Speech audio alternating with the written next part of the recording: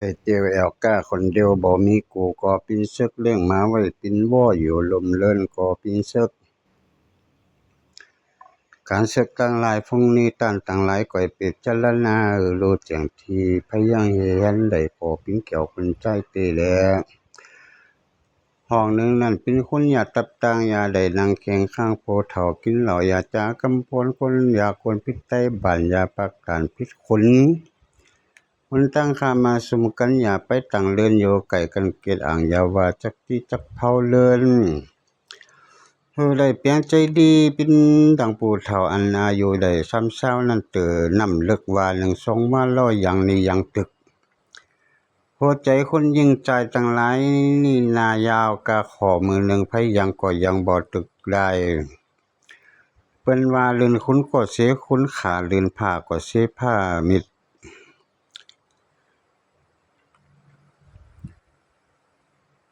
ลื่นมากก็เสมาปิดเลื่อนผ่ามิดจับบัดกินมือลื่นเจ้าก็เจ้าจางตีเลื่อนชุมจี้ก็ชุมจี้จางด่างคันไปจางก็โกกว้ายเลื่อนวายก็เปิดกำสอน้ำบ่อแห้งก็เปิดคอกินยาได้ปฏิปบกับคนผู้ใบอย่าไปไก่ผู้ถอยอย่าได้ต่อยติคุดอย่าอึดลู่เหลาอย่าคนเก้าคนบาปอย่าหับจ้างกะลาแมวอย่าจ้าแพ้วปบจานอย่าได้เอาคนขี่ขันมาอยู่ลมเลินตุนไม่เจินอย่าไปนั่งไก่คนใบอย่าว่าคนรักไม่จะหาเล่นเลินจักเต่าอย่าว่าจักกั้มกันดำนำอย่าทนหาใจเป่าไฟอย่าอาปากกันลูกเจ้าหนาบ่สวยอย่าไหวพระเจ้าไปฟังธรรมอย่าฟังเสียงข้านเขาเวงเหินกำปากอย่าถักไม่มาหามืออย่าตื่นนมเมตานอย่าได้เอาอ่านหนังสือโตหายอย่ากายหน้าวอกอย่าหยอกขาเด็กดำอย่ากำข้องูเห่าอย่าเป่ากุนเสือยินอย่าเรียกเครื่องงวนอย่าพ้นด่าโต้คิงอย่าจึงเอาเมตานอย่าหยอกหน้าผู้ใหญ่อย่าไปน้ำขึ้นมือดอยอย่าห้ามผีไต่โคอย่าลักขาโวตัดกินจิ้นอย่าลิกเปิงบันแลขาปื้อเมือง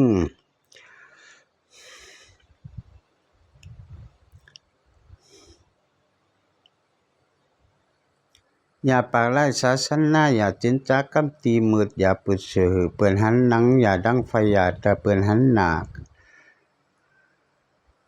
หันลูกอ่อนน้อยอย่าเก่าย่อใหญ่อย่ากวนพิษเจ้าเก่าอย่าเลี้ยงเต่ากับหุงอย่าปุงเมหลงปิ้นเมหน่อยอย่าไปก่อนหนักคนโจรหือหรือมดใจมดไกจากบาปกันจะหามในหือปอแรงกันจังแฮมแก้งหือใดยังต้องอันหนึ่งตีนบ่จังไปอย่าไปโซบ่จังจ้าอย่าได้จ้าตาบ่จังดูอย่าได้ดูหูบ่จังฟังอย่าได้ฟังดังบ่จังอย่าได้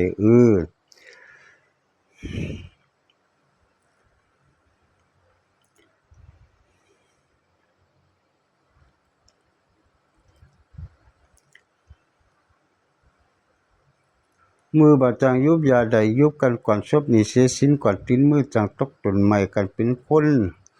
ใจนี่หือเล่นหือท้องหือป้อนใจไกลจากบาปกันอย่าหับนักปุ้นเหลือเลี้ยงหือเอาใจย่างต้องนักผาดจะลาลู่ตุกอันหือเลี้ยงหันเมืองฟ้าหือเก่ากำอันจอบแต่ตอบคุณผู้มีบุญหือปุ้นใจไว้สีสวนกันจักหลักกันจักเล่นนี่หือเอาเบากินเหล้าหือว่ากำเหล้าเขานอนหือจ้ากำนอนหือสอนใจทักถีกันว่าจักต่างโลกต่างเลหือดูฟังกับจักว่านี่หือมีเมืองจักยิบชุดเชือนี่หือหาวันจักต้ามันหือดูตีสิริอยู่จะย้ายตีอยู่หือทำหมอจักขอหือมีกำปักมนจักหลักในหือจังหลักกันตันจังก่ออย่าจังซ้ำคำนำมือมีถอมีไฟเป็นคนเป็นนายหักลูกหมูเป็นปูหือหักล้านเป็นคนกวนหักไตบันจักปากตันหือว่าเป็นถาจักจักกำมือมีผัดแดดกันเบาลูดทีอะไรจักแข้งของแป้งหือได้ดิกวินตินเบาปุ้นหือลงจูเงินคำมีไว้ในถุงหือจังใจกันว่ากินต้านหือสะอาหือคนหน้ากันจักเดินเตียวเตียดหือมีมิดกันพิษตาในหือได้อ่อนหาสะทูมีหือได้เห็นตัวเลี้ยงเหงียงหูฟังกินเกียงร้องนี่จังเป่าหัวจะเนาปันเจียวตายกันก็ตายหือได้อยู่เลื่อนไว้ การโกผิดปืนนี่หือกวยไปใครหือรีบหนีการใครหือนานนี้แลนใครใดนั่งเตียนนี่หือใดใจอดใครมียศมือกันเจ้ากันมาเข้านี่หือเยนาหลายใครกินปลานี่คักปั่นดีใครเขายุมนี่หือยมนี่หืออาสาคนมักใครหือตุนงามนี่สั่งข่าววาดมักใครหือปุ่นจักสงสารรักษาศีลรับตาภาวนาตกคำจอบทตนสองดาลูกยาวาจักขาดาขายาวาจักตีดาเมวาภายดอยบอดีดาเจ้าคุณว่ายัดเมก็บอดีเยเปียงอันใดก็บอดีจังซับจังพันก็บอดีผู้ใดพิษตันพิษของตานหลายตีก็บอดีผู้ใดบักตานสกตาเขียงเตียวต่างอังมักปอกก็บอดีเราตัวตีต่างหลายก็บอดีนี่ของดีมักโออ่างก็บอดีมักนอนเสแกงเยี่ยมมีตันก็บอดีดูตันแล้วมักเขาจึงเฟียงก็บอดียังตินพุ่มนักผาดก็บอดีมักเขาอำนาจเมตุนก็บอดีปีกุลแรงมีมักขอตันมาดอยก็บอดี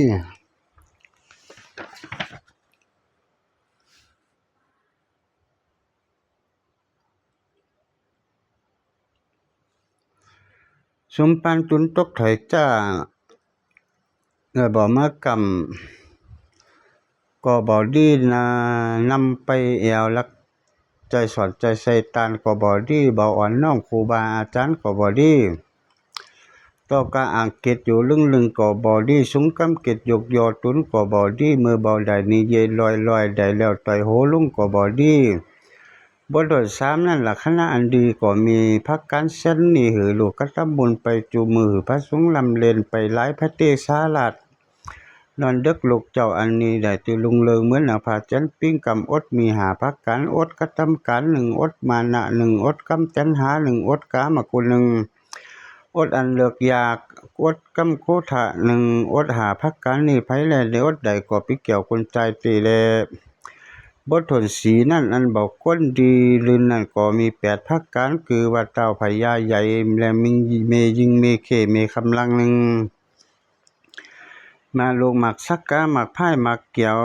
สาจังมาโวกวนสหายดีไผเลี้ยงเขาพวกนี้ก็จิบหายเลื่อนปุ่นพำมันก็จิบหายไว้กอบเตเลบ่ทนหาอันนั้นอันเบาดีเอาปิ้นมิดก็มีสีพักการคือว่าคุณโผปิ้นโจรหนึ่งคุณโผอันพิษอาจจะเต้าพญาผู้ใหญ่หนึ่งคุณปาลาสาวหนึ่งคุณโผหาสัจว่าจะบ่ได้หนึ่งคุณต่างหลายมนฟุ้งนี่ไผแลเอาปิ้นมิดกอดจิบหายไว้กอบตีแลบ่ทน6อันเบาก้นเลงก็มี3ภาคการผู้ปิ้นขาซึกเตกว่าหนึ่งคุณต่างประเทศาลาดึงขาเต่าเบาพญาหนึ่งไผแลเลี้ยงเขาพุ่งนี่กอดจิบหายไว้กอบเตและอันบอดีรักษาก็มีหาภาคการคือว่ารักษาตุนหนึ่งคุณปิ้นกะปิ้นปอบปิ้นสือปิ้นโพงเซตโตมีปิดหนึ่งไผและรักษาก็จิบหายเตและอันบอดีพม่าก็มีหาภาคการ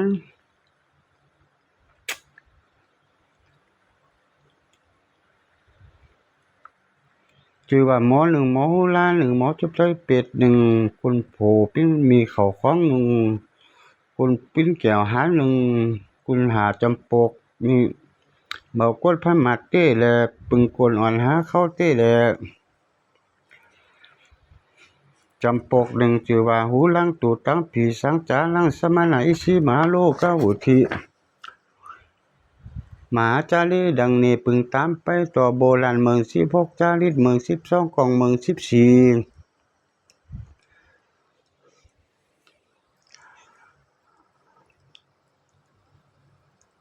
14ขปือเมือง17ปวินีเมือง5ขเสมเมือง4ขหาเมือง4เหมือนกัน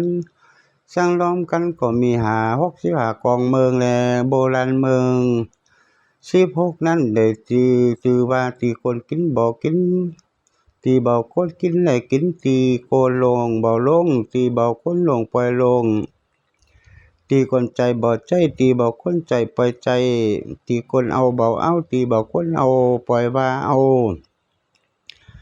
ตีกวนรักษาบ่รักษาตีบ่กวนรักษาปล่อยรักษา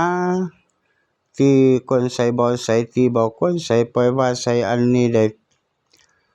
ว่าใส่ตีกวนโฟบ่โฟตีบ่กวนโฟปล่อยว่าโฟกันทั้งหลายมวลฟุ้งนี้เป็นโบราณเมืองเสียงแล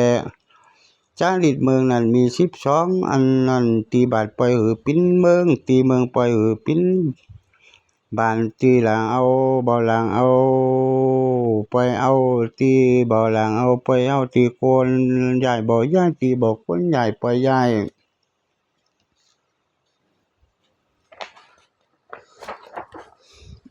ที่มีโคตรใจปล่อยบ่มีโคตรใจตีนาปล่อยหือปิ้นน้องตีน้องปล่อยหือปิ้นบ้านตีบ้านปล่อยหือปิ้นน้องตีน้องปล่อยหือปล่อยหือปิ้นบ้านตีคนมีปล่อยบ่มีตีบ่คนมีปล่อยมีตีคนรู้บ่รู้การทั้งหลายมวลฟุ้งนี้แต่ถือว่าจารีตเมืองเสียงแหลฟุ้งอันเป็นดีตานักพาดผู้พยาปึงไหลลังโลยังหิดกองเมืองขาปื้อเมืองขาเสียบเมืองโบราณเมืองปะวินีเมืองขาหาเมืองดงเมืองต่างหลายฟุ้งนี้นากาลาปัญจนากาลาพุทธลังธรรมนากาลาธรรมปัญจังนากาลาอุณหันตะนากาลามินดากัญจนากาลาปัญจนากาลาสัพพกาโพธลังนั่นชื่อว่าได้โปนาผู้เยเวกัตตำการนากาลาธรรมปัญจังนั้นได้ชื่อว่าเศรษฐีผู้มีเขาของเงินคำเกี่ยวเว้นเส้นสิ่งเลนากานากาละสัจจายังนั้นดูจักดูหากได้นักพัฒและมอลโตลาทั้งหลายผู้รักษาบ้านเมืองนากาลาปัญจายังนั้นจือหากได้ปิ้นและจือมีคำลังนากาลาสัญจายังนั้นคือหากได้สมมนาพามผู้มีศีลห้าศีลแปดแต่สละจะทำ10 ภาคกันมีชนนีปอกานั่นคือได้ยังเมืองเศรษฐีนั่นคือหากได้เสาเมืองนักพัฒนั้นนักพัฒอาจารย์นั้นได้ที่วัดตาเมืองผู้ปิ้นปองเมืองนั่นคือว่าได้ไม่ได้ใช้เองเมืองนั่นแหละที่เมืองที่นั่นคือหากได้ผู้รักษาเมืองตานังสีลังปริจากังจาวังมัตตาวังอโกทังวิหิงสาสนังคันติสัจจติสาสัจจะอวิโลธนาตานังคือตันเลสิลังนังนี่คือว่าหือรักษาศีลห้าศีลแปดปิดถน2ปริจากังคือสละเขาของจ้างมาตั้งหลายผ่าแผ่ศาสนาเสนามาตั้งหลายปิ่นถน3จะวังมาตาวังตือใด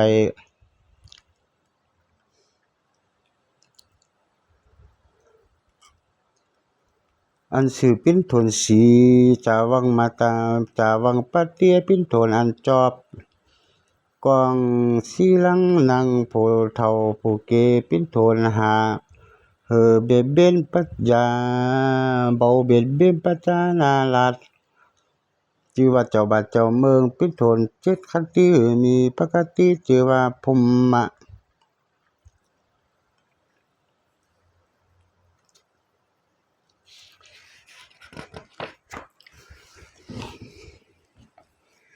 เป็นถน10 ลิตรกองพระพุทธเจ้าสั่งสอนยังเต่าพญาในเมืองเวสาลีมี707 ตุนรักษาราชการบ้านเมืองพาณิชย์ธรรม7 ประการมีสันนิษฐานว่ากอง14นั้นได้ชื่อว่าไผน้อยเอาเป็ดเป็นนายเอาเป็ดเป็นไผนายน้อยเอาตุนเป้งนาย